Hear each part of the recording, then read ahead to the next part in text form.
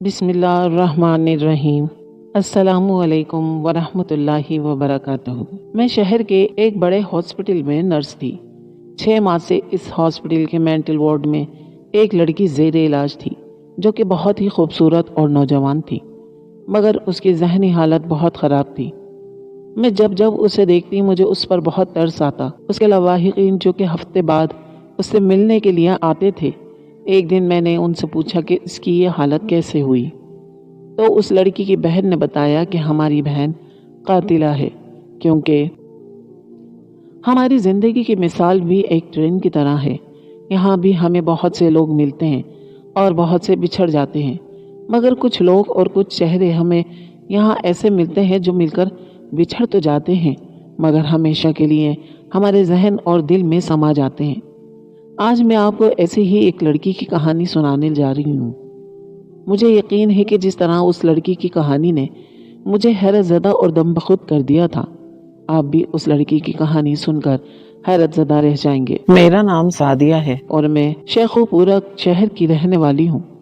پیشے کے اعتبار سے میں ایک نرس ہوں اور مظفر آباد شہر کے ایک بڑے شہر میں اپنی ڈیوٹی سر انجام دیتی ہوں۔ ہاسپٹل میں کام کرتے ہوئے مجھے 2 سال گزر چکے تھے اور ان 2 سالوں میں میرا بہت سے مریضوں سے واسطہ پڑ چکا تھا۔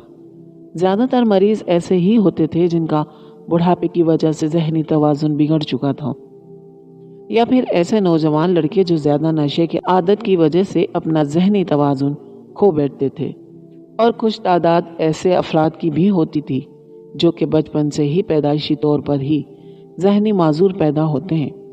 مگر پھر ایک دن وارڈ میں ایک نوجوان لڑکی داخل ہوئی۔ میں نے اس پیشنٹ کی ہسٹری لی تو معلوم ہوا کہ اس کا نام سلمیٰ ہے، عمر 28 سال ہے اور تعلیم BBA ہے۔ لڑکی کی تعلیم کے بارے میں سن کر میں حیران رہ گئی، مگر فوری طور پہ گھر والوں سے اس بارے میں پوچھنا کچھ مناسب نہیں لگتا، اس لیے میں خاموش رہی۔ اس لڑکی کی ذہنی حالت کافی خراب تھی۔ ہر وقت بکھرے بالوں کے ساتھ وہ یا تو بلند آواز میں قہقہے لگاتی رہتی تھی یا پھر اونچی آواز میں رونا شروع کر دیتی تھی۔ اپنے کپڑے پھاڑتی اور اپنے آپ کو چوٹ پہنچانے کی کوشش بھی کرتی تھی۔ سلمیٰ کی حالت دیکھ کر اور اس کی تعلیم دیکھ کر مجھے پہلا خیال یہی آیا تھا کہ یقیناً یہ یونیورسٹی کی طالبہ ہے اور وہیں سے اسے نشے کی لت لگ گئی ہوگی اور نشے نے اس کی یہ حالت کر دی۔ اس کا علاج شروع ہو چکا تھا اور اسے وارڈ میں داخل کر لیا گیا تھا۔ گھر والوں میں سے صرف ایک فرد کو وہاں ٹھہرنے کی اجازت تھی اور رات کو اسے بھی گھر بھیج دیا جاتا تھا، کیونکہ مینٹل وارڈ کے مریضوں کی تمام ذمہ داری اسٹاف پر ہی ہوتی تھی۔ ان کو کھانا کھلانا اور دوا کھلانا بھی۔ ایسے مریضوں کی دوا میں نیند کی دوا زیادہ تر شامل رکھی جاتی ہے تاکہ وہ سکون سے سوئیں اور ان کے دماغ کو زیادہ سے زیادہ آرام مل سکے۔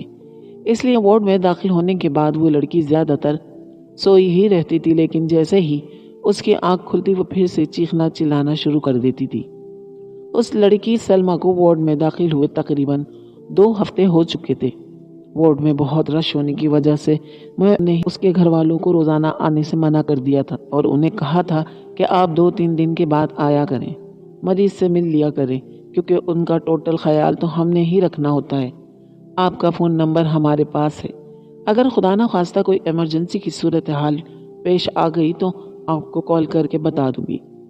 اس لیے میرے کہنے پر ہی سلمیٰ کے گھر والے اب 2-3 دن بعد اس سے ملنے کے لیے آتے تھے۔ اس بار جب سلمیٰ کے گھر والے اس سے ملنے کے لیے آئے تو آنے والوں میں ایک لڑکی بھی تھی جو کہ شکل و صورت سے رابعہ کی ہی بہن لگ رہی تھی۔ میں نے اس سے بھی پوچھ لیا کہ کیا آپ رابعہ کی بہن ہیں، تو اس نے افسردگی سے سر ہلا دیا۔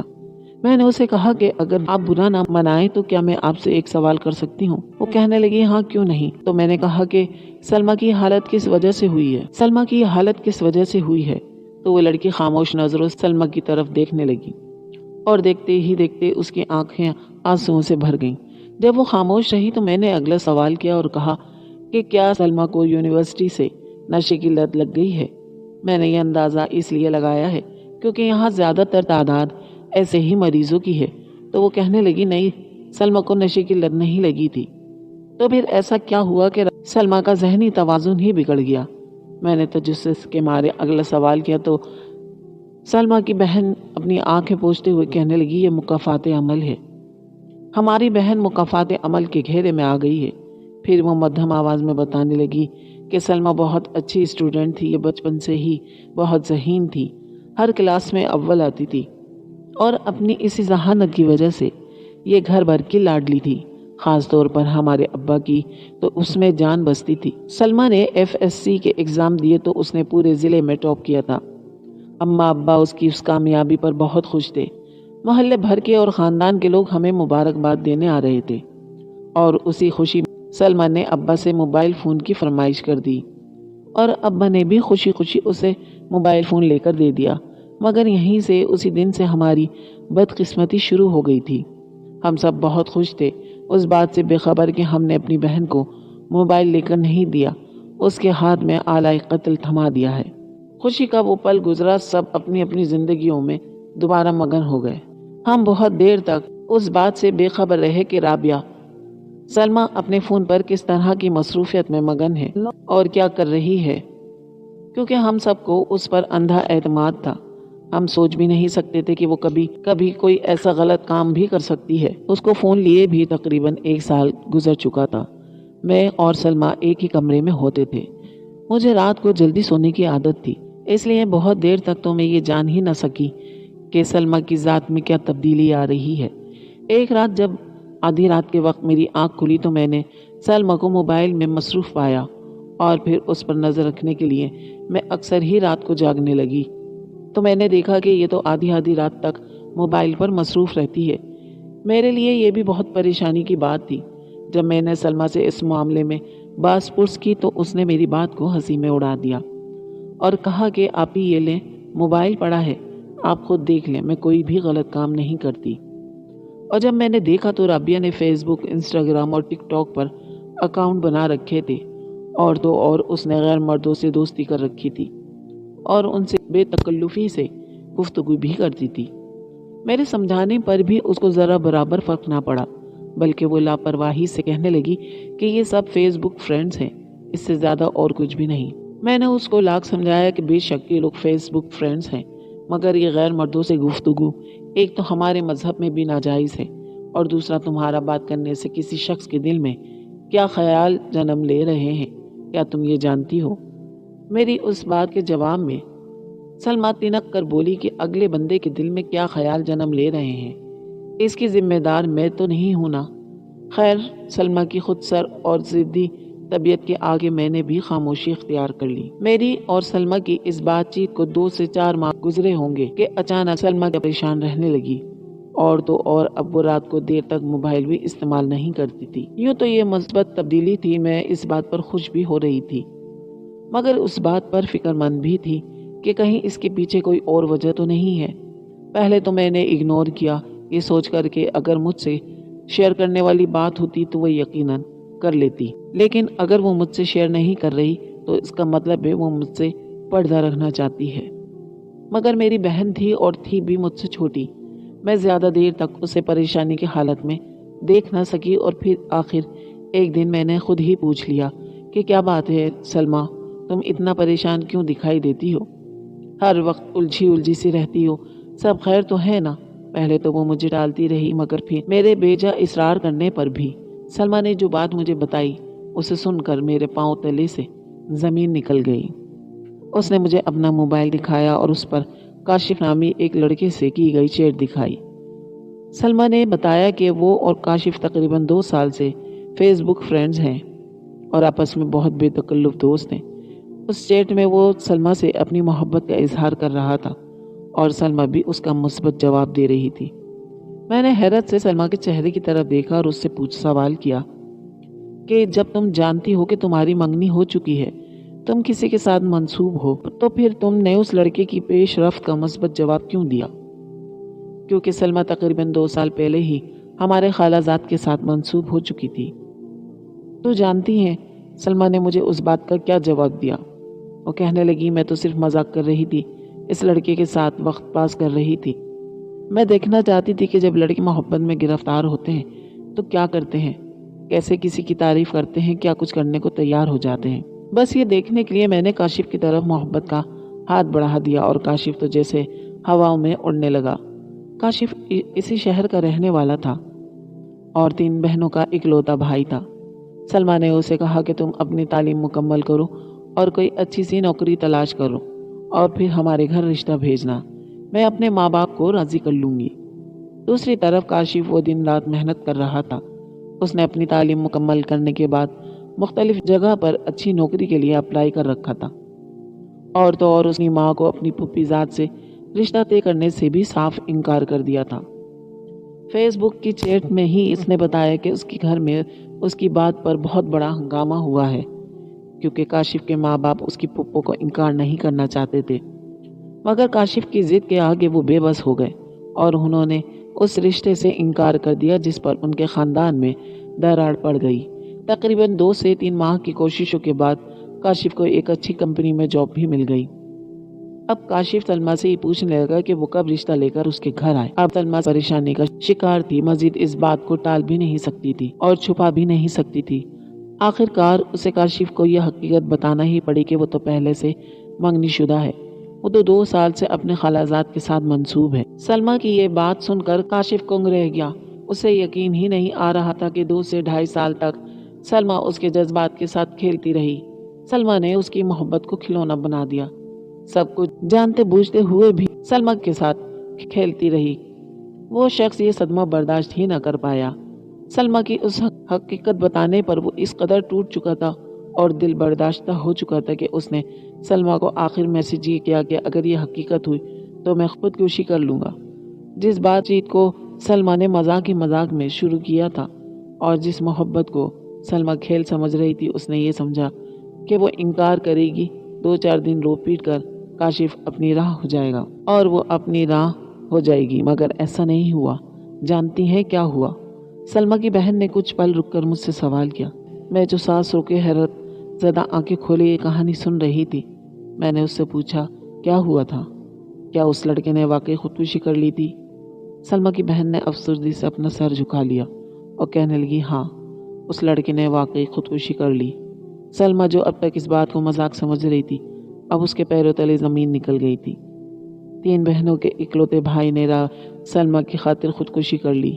وہ لڑکا جس پر اس کی ماں باپ نے امیدیں باندھی ہوئی تھی، وہ بہنیں جو اپنے بھائی کے جوان ہونے کا انتظار کر رہی تھی، وہ سب دھاڑے مار مار کر بین کر رہے تھے اور سب سلمیٰ کو بددعائیں دے رہے تھے۔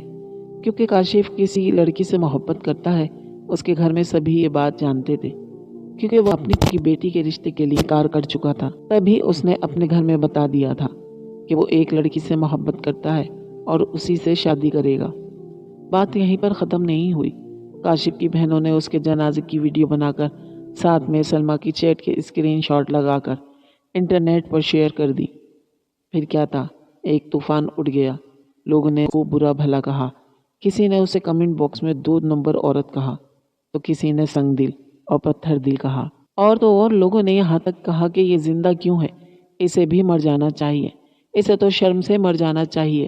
سلمیٰ یہ سب کچھ دیکھ نہ پائی۔ اس نے اس واقعے کے فوراً بعد اپنے سوشل میڈیا سے اپنے تمام اکاؤنٹس کو ڈی ایکٹیویٹ کر دیا۔ سوشل میڈیا پر یہ بات پھیلی تو میری خالہ یعنی سلمیٰ کے سسرال میں بھی یہ بات پہنچ گئی، اور اگلے دن خالہ نے آ کر سلمیٰ کو اور میرے ماں باپ کو خوب برا بھلا کہا اور اس منگنی کو بھی ختم کر گئیں۔ خود سلمیٰ نے تو اپنے اکاؤنٹ ڈی ایکٹیویٹ کر دیے تھے، مگر اس مسئلے کا یہ حل نہیں تھا۔ اب سلمیٰ کو پچھتاوے نے آ لیا تھا۔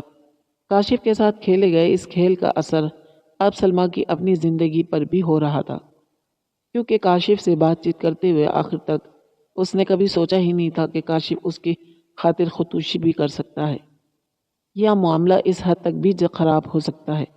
اس نے یہ کبھی سوچا ہی نہیں تھا۔ میرے ماں باپ، بہن بھائیوں نے بھی سلمیٰ کو خوب ذلیل کیا۔ سب نے اس پر لعنتیں بھیجی کہ تمہیں اتنا بڑا قدم اٹھانا ہی نہیں چاہیے تھا۔ اب سلمیٰ کو ہر طرف سے نفرت کا سامنا کرنا پڑ رہا تھا۔ سلمیٰ جو پہلے ہی دل برداشتہ تھی اور بری طرح سے پچھتاوے کا شکار تھی، وہ اور زیادہ پریشان ہو گئی۔ ایک شخص اس کے مذاق کی وجہ سے یہ دنیا چھوڑ گیا تھا۔ اس کے گھر والے اب بے آسرا تھے۔ اس کی ماں اور بہنیں سلمیٰ کو بددعائیں دے رہی تھیں۔ یہ خیال اب سلمیٰ کو راتوں کو سونے نہیں دیتا تھا۔ سارا دن وہ پریشانی کے عالم میں گزارتی اور جیسے ہی رات کو سوتی تو چیخ مار کر اٹھ بیٹھتی۔ سوتے میں اسے ڈراؤنے خواب آنے لگے۔ دن کی پریشانی اور راتوں کی بے خوابی اور ٹینشن نے آخرکار کئی دنوں بعد اپنا اثر دکھایا۔ اب رات کو سلمیٰ کو ہی اولے بھی نظر آنے لگے تھے۔ اسے لگتا تھا کہ کاشف سے بدلہ لینے کے لیے ضرور واپس آئے گا، اور اسی پریشانی نے آہستہ آہستہ اس کو اس حال میں پہنچا دیا۔ سلمیٰ کی بہن نے دونوں ہاتھوں سے اپنے آنکھیں صاف کرتے ہوئے سلمیٰ کی طرف اشارہ کیا، جو کہ گھٹنوں میں سر چھپائے اپنی ہچکیوں کے ساتھ رو رہی تھی۔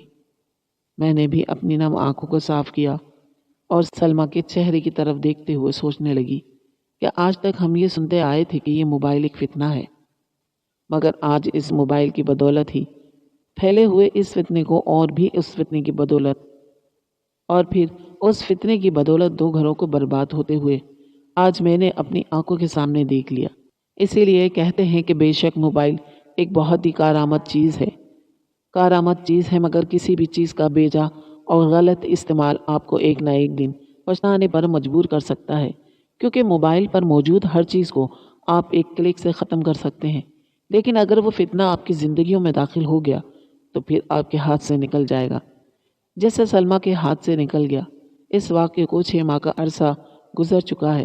سلمیٰ اب بھی ہمارے ہاسپٹل میں ایڈمٹ ہے، گو کہ اب اس کی حالت پہلے سے کافی بہتر ہے، مگر اب بھی وہ کبھی کبھی اچانک بیڈ سے اٹھ کر بھاگتی ہے اور کسی بھی شخص کو پیچھے سے جا کر کاشف کہہ کر پکارتی ہے، اور پھر اس شخص کا چہرہ دیکھنے کے بعد مایوسی کا شکار ہو جاتی ہے اور واپس اپنی جگہ پر آ بیٹھتی ہے۔ دھیرے دھیرے اس کا دماغی توازن درست ہو رہا ہے، مگر ابھی بھی اس میں بہت وقت لگے گا۔ ناظرین، مزید اس طرح کی سبق آموز کہانیاں اور واقعات سننے کے لیے ہماری ویڈیو کو لائک کریں، شیئر کریں اور ہمارے چینل کو سبسکرائب کرنا مت بھولیے گا۔ ملتے ہیں پھر اسی طرح سبق آموز اگلی ویڈیو کے ساتھ، تب تک کے لیے اجازت دیجیے۔ اللہ نگہبان۔